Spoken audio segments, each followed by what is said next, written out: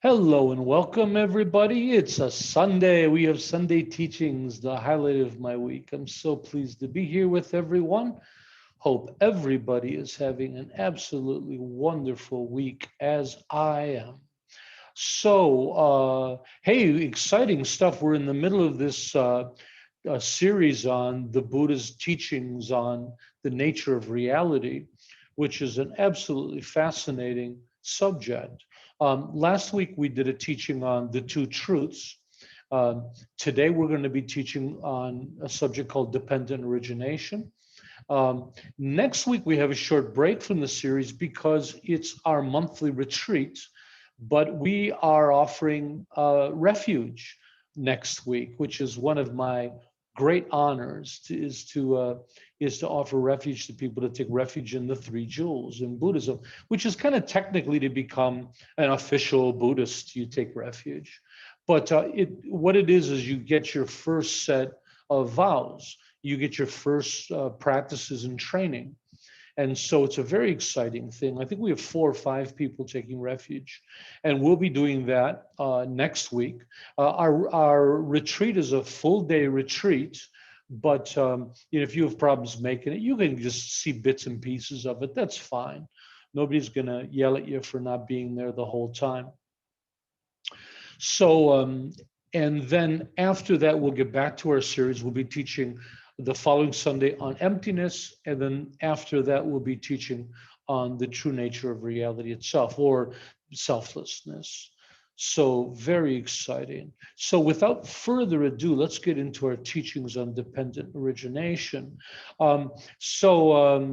Last week we taught on the two truths, and I just wanted to review it just a little bit. So each one of these kind of leads into the next. So last week we learned that the two truths, conventional and ultimate truth, is the first step in investigating the Buddha's model of the nature of reality. And what it means is basically it asserts that there are two ways to perceive ourselves in our environment: the everyday surface level presentation and a deeper, more accurate presentation. Realization of the ultimate truth is incremental. As we gain insight and understanding into the true nature of ourselves in reality, our perception and perspective is slowly transformed, leading to a direct realization of the true nature of reality. And you can read all about these subjects in our free text, Tibetan Buddhist Essentials, Volume 2. It's a free download from sbtonline.org. So I recommend everybody read into that. Today we're tackling the subject of dependent origination. I don't know who names these, but they're never very user-friendly. What does dependent origination mean? So let's break it apart. So we have dependent, which means something that is reliant on other factors. And then we have the term origination, which you can think of as creation or cause. So together, dependent origination can be thought of as existing in reliance on other factors, right? But in a nutshell, dependent origination is simply the Buddha's teachings on interdependence, that all things that exist interdependently, right? This topic itself is often praised as the Buddha's single greatest contribution. That's a big promise to make, isn't it? That this itself, we're not talking about emptiness or anything else. Dependent origination is the single greatest contribution of the Buddha. Dependent origination is one of those concepts that can't be traced to any earlier forms of Buddhist philosophy. This is a very, very uniquely Buddhist thing. So this was unique in the Buddha's day. And again, when we talk about interdependent, what does that mean? It's asserting that all phenomena exist interdependently, in dependence upon parts, causes, conditions, and imputation, or labeling by the mind. Buddhism asserts that all things, without exception, exist interdependently, which refutes the belief in independent or self-existence, right? For most of us, we kind of believe that we're all just a single entity walking around and we're all just different entities. And the Buddha says, no, it appears that way to you. This is the two truths, right? Conventionally, it appears that way. But when you understand it on a deeper level, the ultimate truth is this is not true, that we exist interdependently on many pieces and causes and conditions and imputation. So I always thought one of the great examples of this is the internet. So we have the internet. The internet is comprised of millions of computers around the world, but no one of those computers is the internet. The internet is real. We're using it right now. We can hop on, you pay for it. You can hop on, you can surf, you can check your email. There's not a doubt that the internet is real. But the fact is, it is completely interdependent. The internet is reliant on computers and servers, but no one of those things is internet, right? Even a server that is dedicated to the internet by itself isn't internet. It doesn't become internet until a server connects with another server, right? So internet is truly interdependent. And in some ways, we exist in the same way.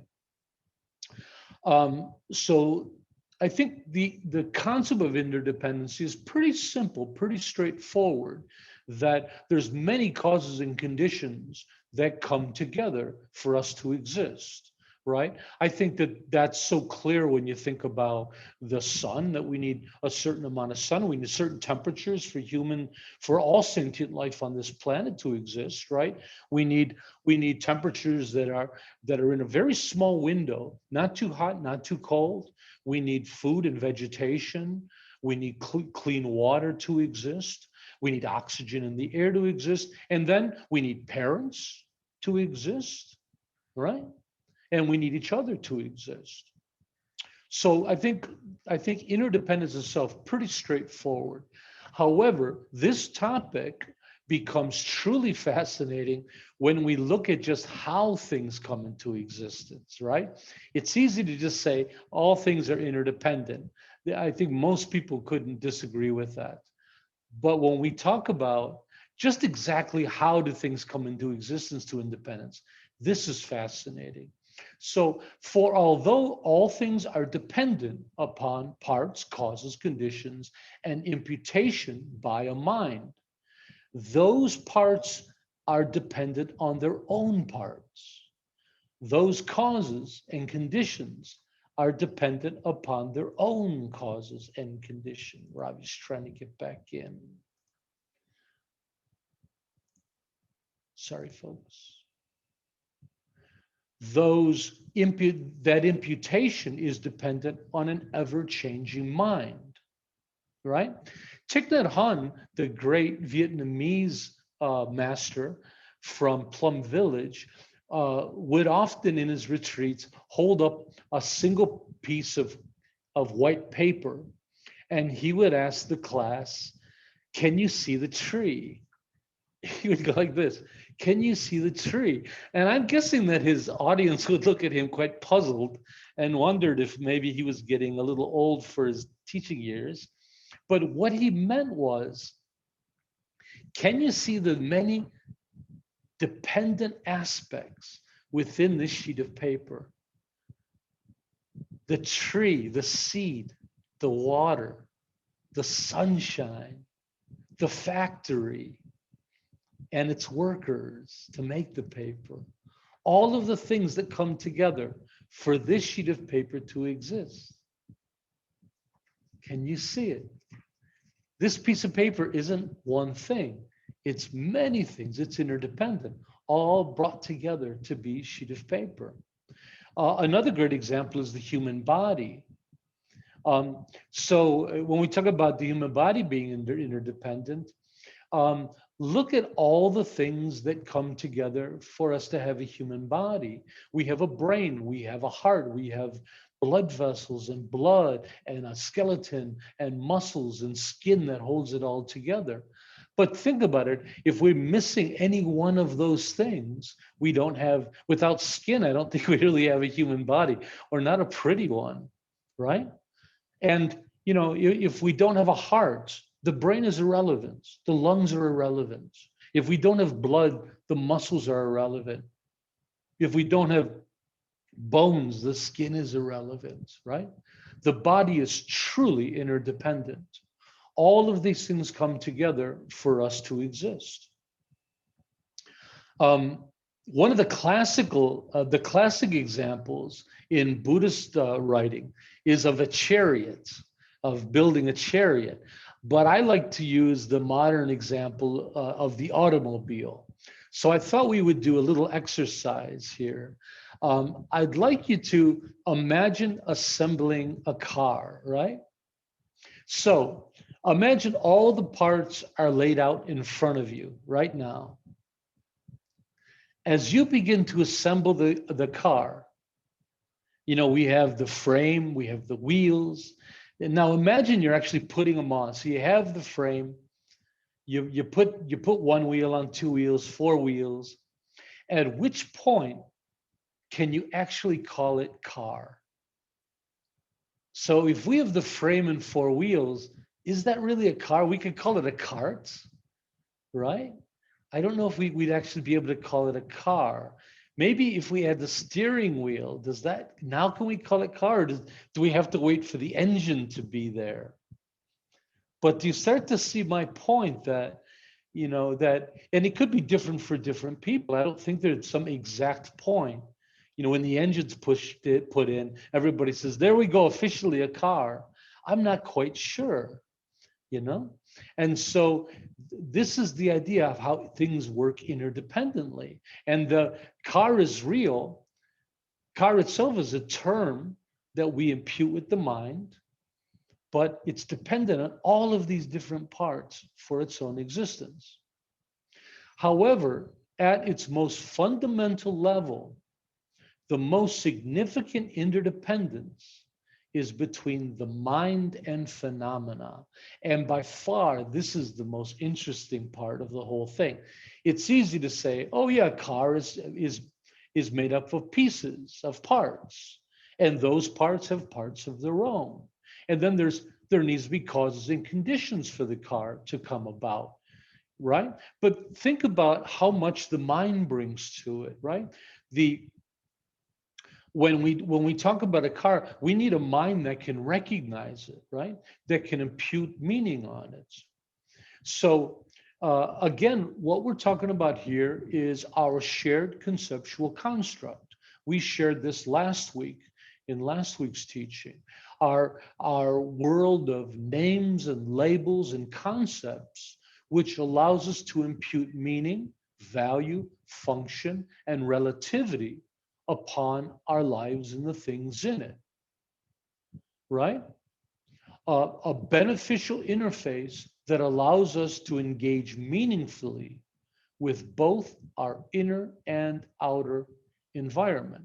This conceptual construct is a wondrous thing. It is our interface with reality, right? There's no downside to it. It's wonderful. It's unbelievably beneficial. But when you start to see the difference between our conceptual construct and that which it's laid upon, that's where it becomes quite fascinating, right? Even if you have that car and it's all assembled and it's sitting there, without a mind to recognize it as a car, is it really a car, right? If you were to put that car in front of some cavemen, what would they think that was? First of all, they had no knowledge of it. They wouldn't know its function, right? They would probably think it was a cave, or they probably couldn't change gears to even push it. But the fact is a mind is really what brings it into our reality.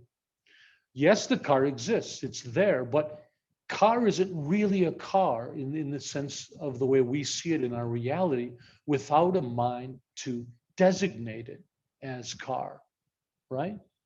To give it value, to give it meaning, to give it function. The Dalai Lama has a lovely quote. It's a little heavy, but I'll break it down for you. The meaning of dependent origination must be taken further and understood not only as causal dependence, the causes and conditions for something arising, but also as dependent designation. And designation means labeling by a mind. The idea that the identity of things can only be conceived in dependence on other factors and not in and of itself. So the Dalai Lama is saying that even our labeling itself is dependent on other things as well, right? When we see car, we're able to label it and give it its function because of other information we have. Yeah? So this is by far the most important aspect of interdependence. This relationship with our mind and our reality, our conceptual construct and the empirical world itself. That's where it gets deep. However, problems do occur when we lose the ability to discern the difference between the labels and the phenomena they represent. When we don't know the difference between our conceptual construct and the world the conceptual construct is imputed upon. Some examples would be confusing meaningless titles for real accomplishment, confusing romantic infatuation for mature love, or confusing short-term gain for authentic happiness. This gives you a little bit of an idea of what we're talking about. This confusion reduces our lives to a mere shadow of life that simply isn't real.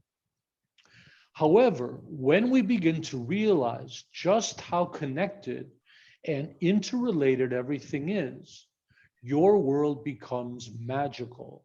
You can start to glimpse behind the curtain, understanding how you behave, how others do the things that they do, and the very causes and conditions that give rise to existence itself.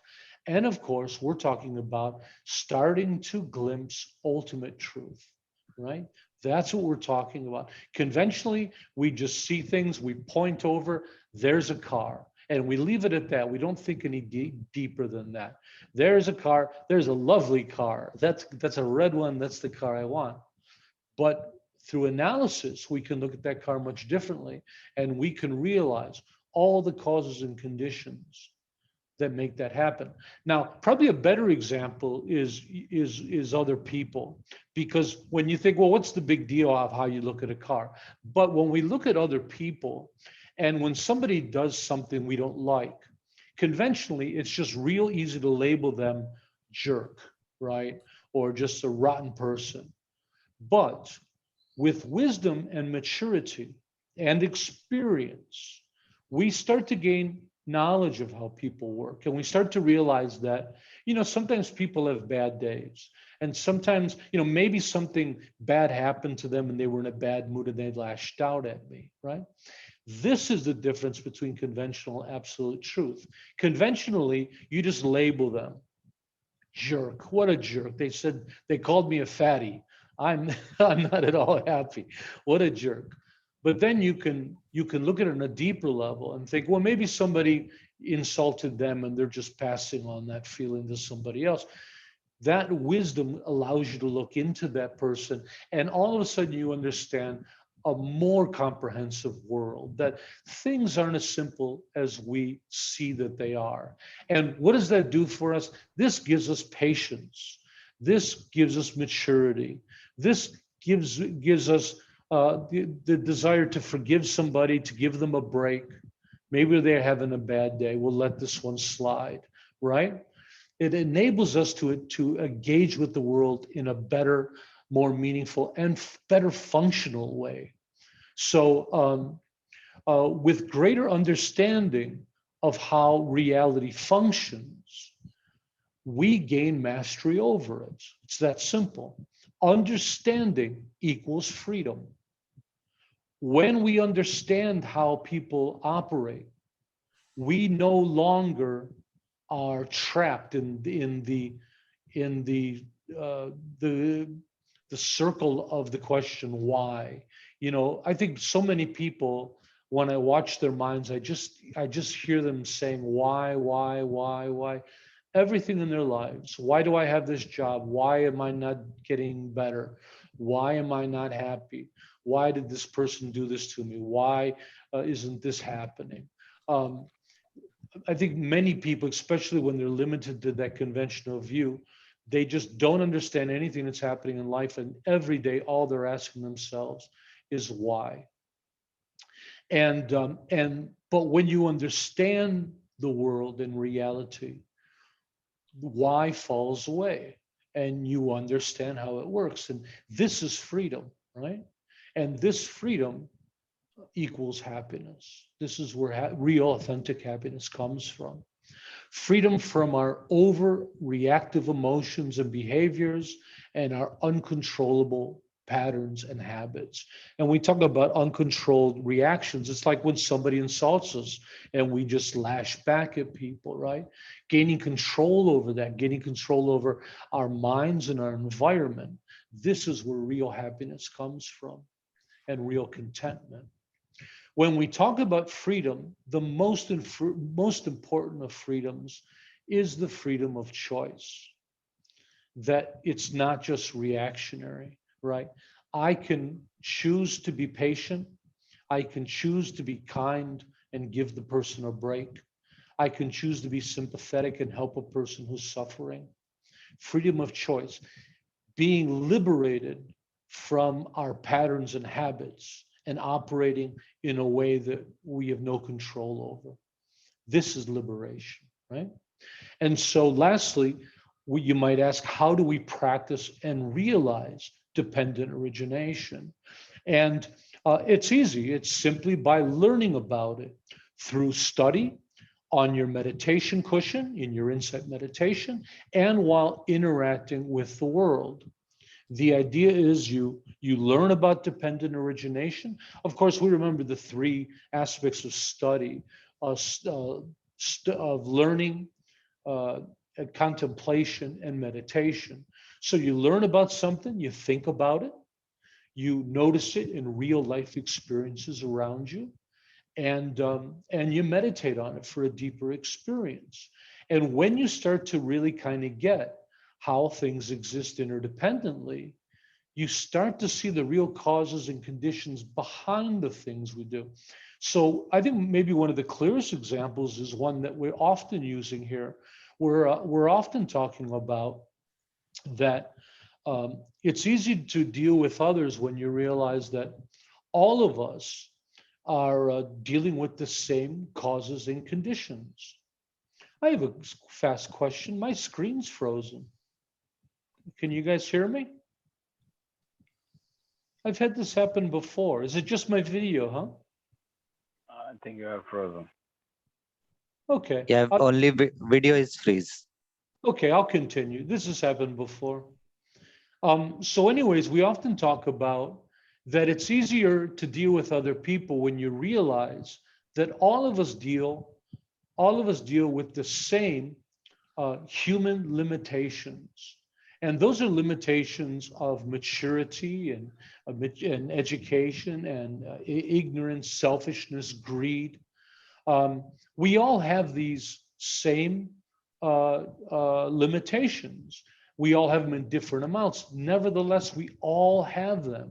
And when you realize that people are usually just acting out from their limitations that, I don't know about you, we don't necessarily have a lot of control over, right? I'm getting better and better at dealing with my limitations, but I'm still not in full control of them, right? And so when you realize, well, everyone else is the same way, everyone else is doing the best they can with life, having these limitations. So when you see those causes and conditions, you realize, hey, they're just like me. They're just trying to survive every day, right? They're trying to not suffer and find some happiness each and every day. And somehow deal with all these limitations that we're all born with and we spend our lives trying to get rid of. Yes? So that's the idea. And on that note, how about we take some questions? I'm going to shut my video off and see if it'll come back on again. Hey, I'm unfrozen. Oh, that was cold. So what do you guys think? Did you understand the idea of dependent origination? I think the concept itself is fairly easy, but again, it's fascinating at how deep it goes, how far down the rabbit hole it goes. When you start to realize how the mind itself is really, it has so much to do with dependent origination. The mind itself is such a component in the existence of things in your reality. To me, that is absolutely fascinating.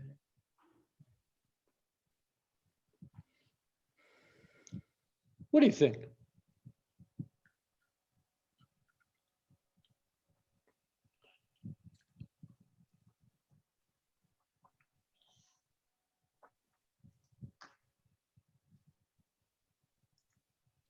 What do you think, Paul? I'm going to have to call on some people.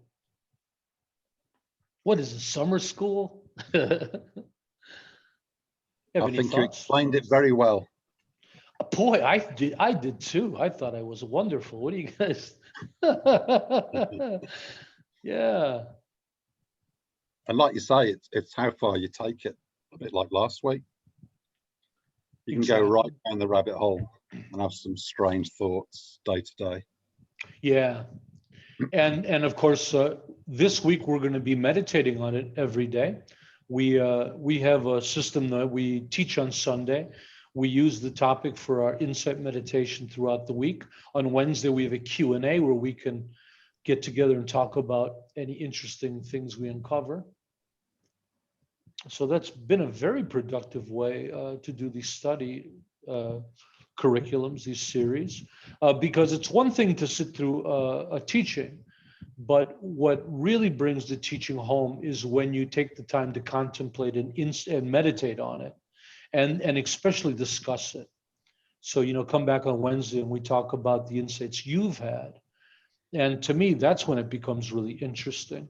The questions that come back often are just fascinating. What do you think, Ravi? Was it clear? Did you understand it? Yes, I understand. It's like we can like interdependent and interconnected also, same? Very much so, yeah. Interdependent is more than just connected. It's dependent means it's necessary, right? Okay. We don't Yeah, I exist understand. without our heart. We don't exist without a mind. They're not just connected, they're important. We're dependent upon those, yeah? Yeah, I understand. Yeah, that's how we exist. Last week, Ravi, you were asking about the teachings on selflessness and the question of who are we? And this is the first step into that question. The first thing to understand is that we are interdependent. We exist interdependently as human beings, right? How many things can we think of in the way we exist interdependently? Let's see if each person can name something. Should I leave the easy ones for you guys? How about parents? I'll start. Parents, very important. Right? That's the most important interdependence. You don't exist without parents, right? What else do you have? Water. Water. Oh, you went deep, didn't he? Very nice. That's right. You don't exist without water. Next. Sunshine.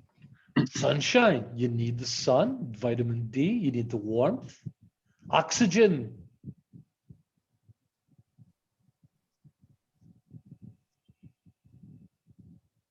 I'm glad this isn't a game show. You'd all be doing terrible. I'd have to keep the prizes. Carbon, right? We're all made of carbon. Stardust. Now, how about thinking outside of the box? Karen. You could say food, but then what kind of food and what It kind of doesn't- nutrients? It doesn't matter. You're exactly right. Whether it's food when you're inside your mommy's tummy, or it's food when you come out from your mommy's tummy, breast milk. We need food from the little egg needs food right away, right? Well, not only that, but the nutrients, the vitamins. Yeah, you could break that down. Yeah. And see, again, we talk about even our parts are dependent on their parts. Even food has parts, right? Mhm. So food is fiber, food is nutrient. You're starting to see it. And no matter how small you break things down, you can break them down further. There's always smaller and smaller molecules, and then atoms turn into quarks, and follow quantum physics, everything gets smaller and smaller, right? How about other things? How about love? Not necessary. You could say libido. Some babies are born from love, some are born from libido, sex drive. Yeah. And sex organs. Oh, Antonella's finally here. You've been having a tough day trying to get on. I recorded the teaching in case you missed it, so you can. Because I have a new computer. Well, I don't have congratulations. By the way, I'm working on my eating disorders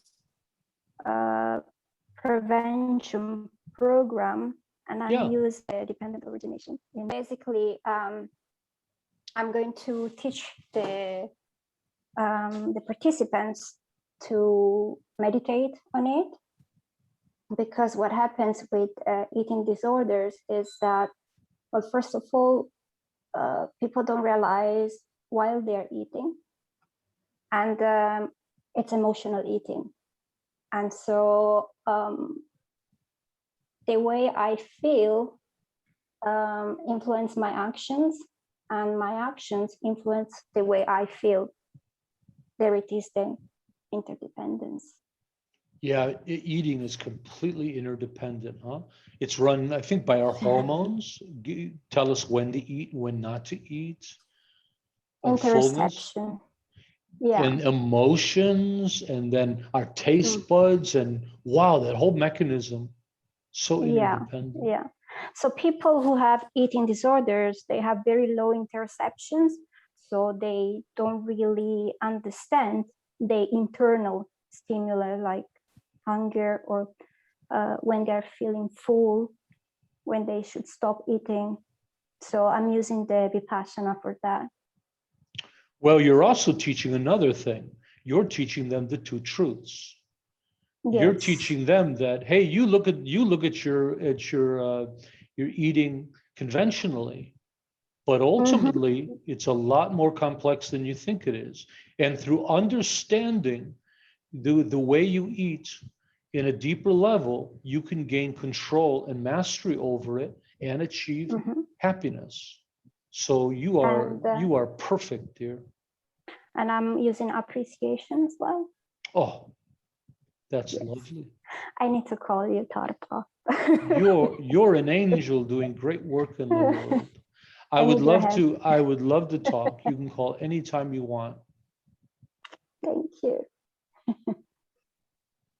Between 12 and 12:45 on Mondays. Okay. No, I'm joking. You can call anytime, even while I'm sleeping, I'll answer. You silly person. Anyways, I think when I talk about these intense subjects, I always try to sneak that question of, why does this matter to me, right? Because you're all sitting there and I'm just going on and on about these big, heavy, deep, experiential things and esoteric things. And I think at the end, a lot of you are just kind of nodding their head, trying not to fall asleep. And I just see this light in your eyes that say, what the heck does it matter to me? So I always try to answer that at the end. And Ella really helped to answer that. The idea is that when we, again, understanding equals freedom. When we understand ourselves, other people, our environment, our reality, we have the ability to master it. We have the ability to work better in that environment. So these are heavy topics. You know, we're talking about the nature of existence. These are existential topics. So this is as deep as you get in Buddhism. These are the very deepest. But the Buddha believed that to really rid us of our problems, you can't just deal with the superficial things. You can't just deal with, why am I jealous or why? The Buddha liked to take it way deeper than just our emotions, all the way to the very root cause of those things, right? What's the point of dealing with an emotion if you can't really get to the root of it? The root is where we really can find benefit and freedom from things. And so what the Buddha found was almost all of our problems in life stem from these deep existential ways that we misapprehend and misunderstand how we exist and how others exist in the nature of reality. And through my own experience and practice, I found it completely accurate. Here's an example. A friend of mine sent me this wonderful, wonderful piece on forgiveness. And they said, this has been life-changing for me. You got to teach this. And I thought it was wonderful. And I read through the article, but the only thing I could think about was that it was just surface level, that you don't have to work on forgiveness if you understand the causes and conditions behind the way you act at a much deeper level. And you realize that most of the time you're only dealing from your shared human limitations, or Tibetans would say your ignorance, that you didn't consciously do these things. These are patterns and habits. And when you do that, you start to understand how you operate, and you realize there's no one to forgive. You don't have to forgive yourself. You don't have to forgive others. No one knows any difference, right? We're doing the best we can. On a conventional level, of course, we apologize and we forgive people. But on the deepest level, on the level that really changes the way you look at reality, if you can understand these at this deep, deep level, this is where liberation lies. So if you can get to the root, liberation comes a lot faster.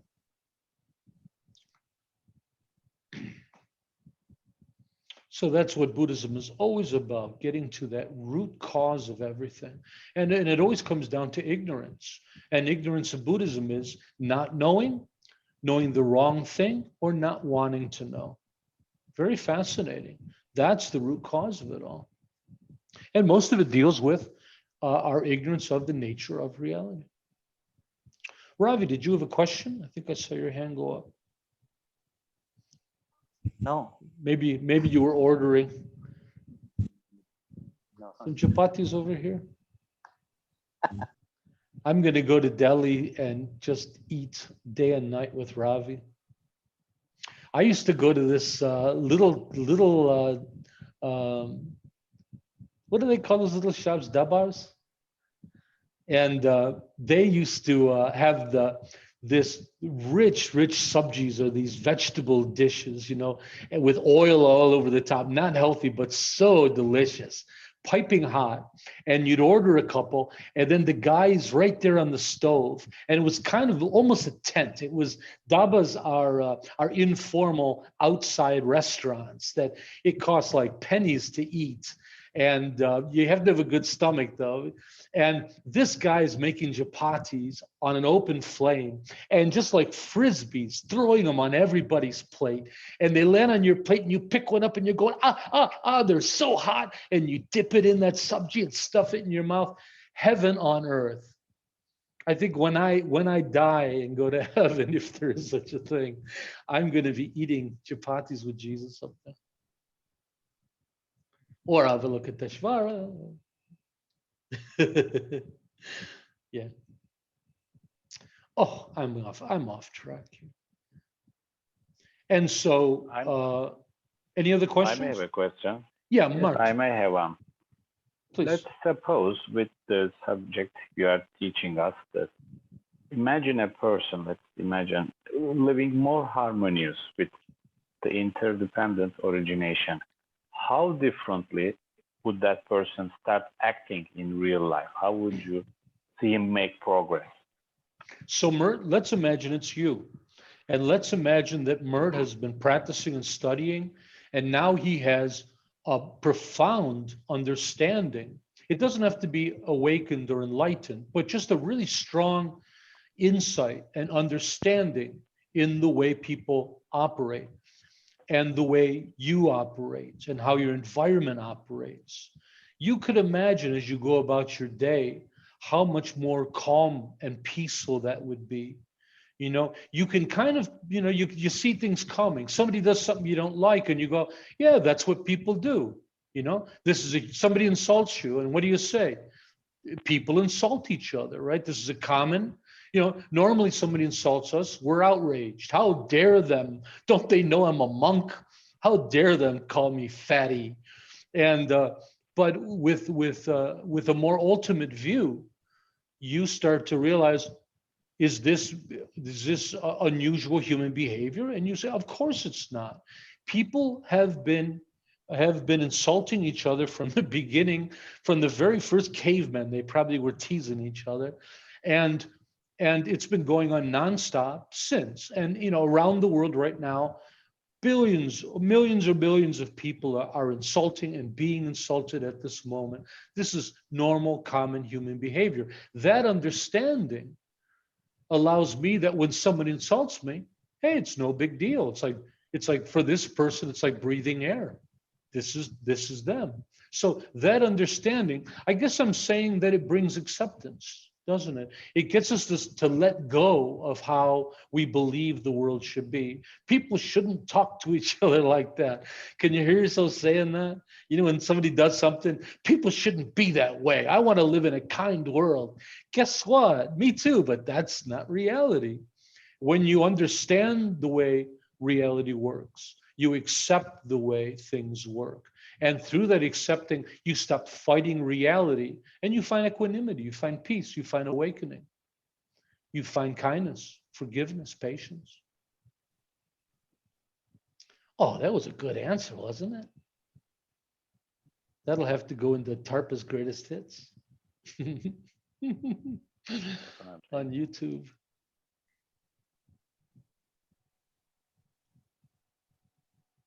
Any other questions from the peanut gallery? Peanut gallery is a silly word for audience. They used to say it in the TV shows. And so next week, super exciting week. Next Sunday is our monthly retreat. Every month, the last Sunday of every month, we do a meditation retreat. And if you haven't done it with us before, join us. It's a lot of fun. We do 2 teachings. We meditate a little bit together. You're actually not online that much. We're online for a few times during the day. The schedule is on the website, and I'll be posting it on our media. But we wake up and we say our prayers. We do a little meditation together. But it's a day for you to just take the day off and find peace. A day to put down and set aside all your problems, all your work, all your worries. And I like to say it's a day to fall in love with yourself. It's a day for you. We call it a spa for the spirit. It's like a day spa for you. And it should just be a glorious day. You make all your favorite foods, you buy some chocolate, you put all your favorite clothes out. It should just be heaven on earth for a day. And we do it together here on our Zoom channel. But what's important about next week is we're offering refuge. And I talked a little bit at the beginning about it. Taking refuge in the three jewels is the first step to officially become a Buddhist. And I don't know what officially means, so that's why I use my air tags. I think somebody that just loves the Buddhist teachings can call themselves a Buddhist, but it is one of the first rituals or ceremonies in Buddhism, and you receive your first vows of training, and they're of ethical training. And so I think we have 4 or 5 people taking refuge this time, but it's a beautiful experience. And one of my great honors and privileges as a monk is to offer refuge for people. It's one of my very favorite things to do. So it's a beautiful thing. Please come next week and take a look. For those of you who are taking refuge, can you please send your information to me? And that would be your full name as you'd like it to be written on your documentation, and kind of phone number, email kind of stuff. I don't need too much information, but please send that to me. And if you have any questions about refuge, you can come on Wednesday and talk about it in our Q&A. But it's a beautiful thing to witness. So we'll be doing that. And then the Sunday after, we'll get back to the series on the teaching of emptiness, which is the topic that everybody wants to hear about. Emptiness, it's this romantic idea, people love it. And then the week after that will be on selflessness, or the true nature of our existence, who and what we are. So that's going to be great. So today's the teaching on dependent origination. I would ask everyone to, this week during your meditations, to bring this into your insight meditation.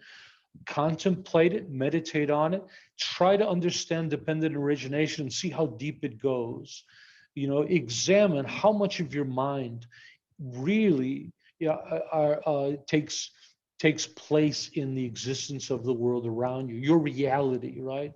A rock on the ground, your mind didn't create it, but for that rock to exist in your reality, your mind has to impute meaning and value and a label on it. Once you call it rock, then it's a part of your reality, all right? It always existed, but your personal reality, that's how we bring things into our reality, into our conceptual construct. And on Wednesday, we can talk a little bit about it, and we'll get ready for Sunday. Any other questions from anyone before I say our ending prayer? Oh, you were a very good audience today, very well behaved. Nobody threw anything. And let's end today's teaching with our altruistic prayer. May all be healthy, may all be prosperous, may all be well, may all be present, free of past regret and future worry. May all abide in constant appreciation, which is a source of great joy and contentment. May all realize their true nature and the true nature of reality, which is awakening. Thank you all for coming. It was lovely to see you. I hope you understood everything. If you have any questions, just I'm a click away, everybody. Bye-bye. See you. Thank you. Bye-bye. Bye, everyone. Safe travels, Beth. Call Thank me you. Antonella. Goodbye from the airport. Goodbye. Call me Antonella. You want to stay on, Antonella? Yes. Oh, stay on. Okay. And maybe Miss Nalini fell asleep. And I hate to remove someone because sometimes it's like, hey, great to see you. I missed you. I don't think you heard me because you were trying to log on. But just the last couple of days, I was really meaning to reach out to you because it feels like it's been years since I talked to you. Yes, yes. I was working like a crazy, like a nutcase on this research because I had to read a lot. And you don't have much time. You got blindsided by this other thing. Yeah. So, because unfortunately, when you are studying clinical psychology, you just study the symptoms and how to diagnose the disorder, but you don't really get into the etiology, how originates, what are the neural correlates, what are the social influences, and also I had to read regarding eating disorders. I know how to diagnose, it took me a lot, and then I had to read about all the possible interventions that are out there. What do they do? There is one mindfulness-based